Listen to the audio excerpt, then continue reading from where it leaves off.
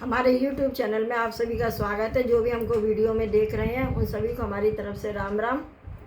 पिछले वीडियो में हमने 350 दोहे चौपाइयों के साथ पूरे पढ़ लिए हैं और जो इसके आगे के दोहे चौपाई है वो हम इस वीडियो में पढ़ेंगे।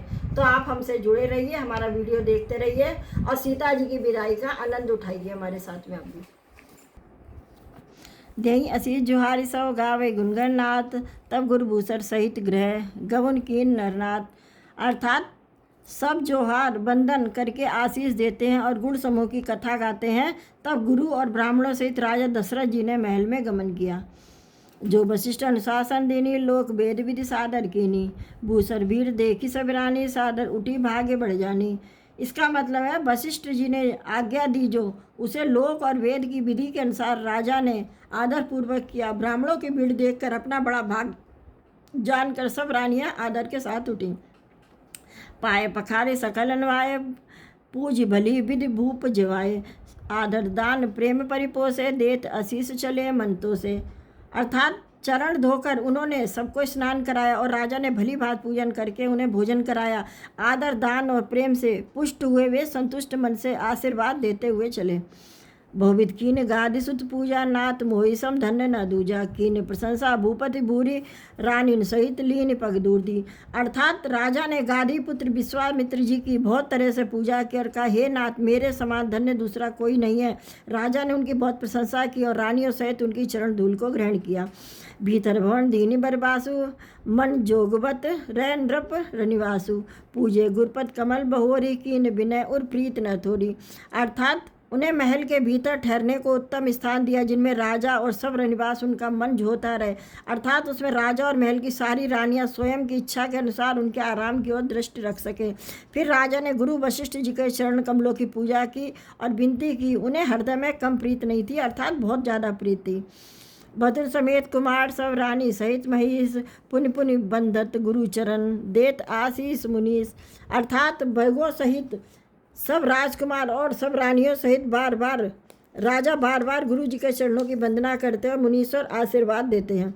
विनय कीन उर अति अनुरागे, सुत संपदा राखी सब आगे, नेग मांगी मुनि लायक लीना, आशीर्वाद बहुत विधि दीना। अर्थात राजा ने अत्यंत प्रेम पूर्ण हृदय से पुत्रों को और सारी संपत्ति को सामने रखकर उन्हें स्वीकार करने के लिए विनती की, परंतु मुनिराज ने पुरोहित के नाते केवल अपना नेग मांग लिया और बहुत तरह से आशीर्वाद दिया। उर्धरि राम सिय समेता, हरस कीन गुर गवन ने कहता, विप्र बधु सब भूप बोलाई, चैल चारु भूषण पहिराई। अर्थात फिर सीता जी सहित रामचंद्र जी को हृदय में रखकर गुरु वशिष्ठ जी हर्षित होकर अपने स्थान को गए। राजा ने सब ब्राह्मणों की स्त्रियों को बुलवाया और उन्हें सुंदर वस्त्र आभूषण पहनाए।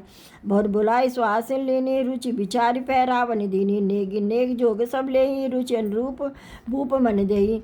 यानी फिर सब सुहासिनियों को, नगर की सौभाग्यवती बहन बेटी भांजी आदि को बुला लिया और उनकी रुचि समझकर यानी उनके अनुसार उन्हें पहरावनी दी। नेगी लोग सब अपना अपना नेक जोग लेते और राजाओं के शिरोमणि दशरथ जी उनकी इच्छा अनुसार देते हैं। प्रिय पाहुने पूज्य ज जाने, भूपति भले भांति सम्माने, देव देख रघुवीर विवाहु, भरत प्रसून प्रशंसी उछाऊ। यानी जिन मेहमानों को प्रिय और पूजनीय जाना उनका राजा ने भली भांति सम्मान किया। देवगण श्री रघुनाथ जी का विवाह देखकर उत्सव की प्रशंसा करके फूल बरसाते हुए चढ़े निशान बजाई, सुर निज निज पुरसुख पाई, कहती परस्पर राम जसु, प्रेम न हृदय समाई। अर्थात नगाड़े बजाकर और परम सुख प्राप्त कर अपने अपने लोगों को चले। वे एक दूसरे से श्री रामचंद्र जी का यश कहते जाते और हृदय में प्रेम समाता नहीं है। सब भी सवे समझ नर नाहु, रहा हृदय भूरी पूरी उछाऊ, जहर निवास तहाँ पग उधारे, सहित बहुटन कुंवर निहारे। अर्थात सब प्रकार से सबका प्रेम पूर्वक भली भांति आदर सत्कार कर लेने पर राजा दशरथ जी के हृदय में पूर्ण उत्साह आनंद भर गया। जहाँ रनिवास था वे वहाँ पधारे और बहुओं समेत उन्होंने कुमारों को देखा।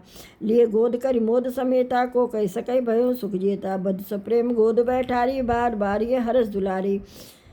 अर्थात राजा ने आनंद सहित पुत्रों को गोद में ले लिया। उस समय राजा को जितना सुख हुआ उसे कौन कह सकता है, यानी उसका वर्णन नहीं हो सकता है। फिर पुत्र वधुओं को प्रेम सहित गोदी में बैठाकर बार बार हृदय में हर्षित होकर उन्होंने उनका दुलार लाड़ चाव किया।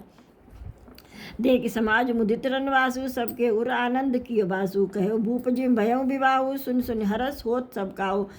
अर्थात यह समाज देख कर रनिवास प्रसन्न हो गया, सबके हृदय में आनंद ने निवास कर लिया। तब राजा ने जिस तरह विवाह हुआ था वह सब का उसे सुन सुनकर सब किसी को हर्ष होता था। जनक राजगुण शील बढ़ाओ, प्रीत रीत संपदा सुहाई, बहुविध भूप बाट जिमि बरनी, रानी सब प्रमुदित सुनि करनी। अर्थात राजा जनक के गुण, शील, महत्व, प्रीत की रीत, सुहावनी संपत्ति का वर्णन राजा ने भाट की तरह बहुत प्रकार से किया। जनक जी की करनी सुनाकर रानियां बहुत प्रसन्न हुई। सुतन समेत नहाई नृप, बोले विप्रगुर ज्ञात, भोजन कीन अनेक विधि, घरी पंच गई रात।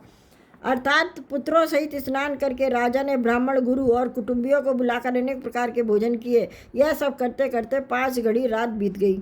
मंगलगान करई वर भामिनी, भय सुखमूल मनो हट जामिनी, अचई पान सब काहू पाए, स्रग संगुंद सुगंध भूषित छवि आए। अर्थात सुंदर स्त्रियां मंगलगान कर रही है, वह रात्र सुख की मूल और मनोहारिणी हो गई। सबने आचमन करके पान खाए और फूलों की माला सुगंधित द्रव्य से विभूषित होकर सब शोभा से छा गए। राम देख रजाए सिपाही, निज भवन चले सिरनाई, प्रेम प्रमोद विनोद बढ़ाई, समूह समाज मनो हरताई। इसका मतलब है श्री रामचंद्र जी को देखकर और आज्ञा पाकर सब सिर नवाकर अपने अपने घर को चले।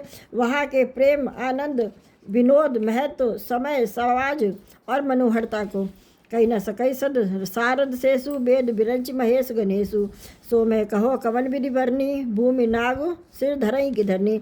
अर्थात सैकड़ों सरस्वती, शेष, वेद, ब्रह्मा, महादेव जी और गणेश जी भी नहीं कह सकते, फिर भला मैं उसे किस प्रकार से बखान कर कहूँ। कहीं केचुआ भी तो धरती को सिर पर ले सकता है।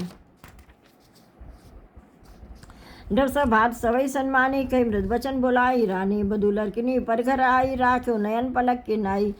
अर्थात राजा ने सबका सब प्रकार से सम्मान करके कोमल वचन कहकर रानियों को बुलाया और कहा, बहुएं अभी बच्ची हैं, पराए घर से आई हैं, इनको इस तरह से रखना जैसे नेत्रों को पलके रखती हैं। जैसे पलके की नेत्र सब प्रकार से रक्षा करती, उन्हें सुख पहुँचाती, वैसे ही इनको सुख पहुँचाना।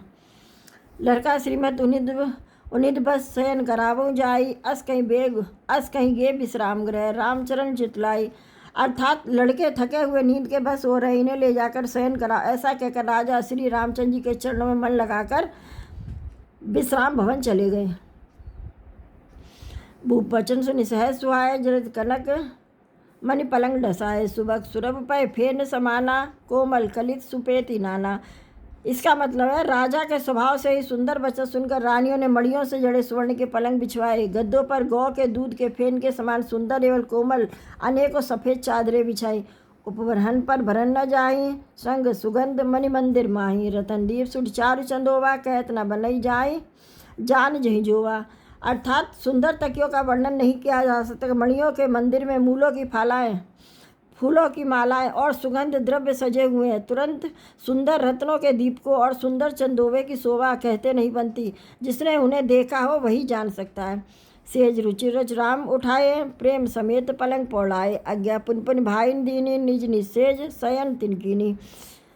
अर्थात इस प्रकार सुंदर सैया सजाकर माताओं ने श्री रामचंद्र जी को उठाया और प्रेम सहित पलंग पर पौड़ाया। श्री रामचंद्र जी ने बार बार भाइयों को आज्ञा दी, तब भी वे भी अपनी अपनी सैयों पर गए। देखी साम्रज मंजुल गाता, कहीं सब प्रेम वचन सब माता, मारक जात भयावन बारी, कहीं बिता ताड़ का मारी।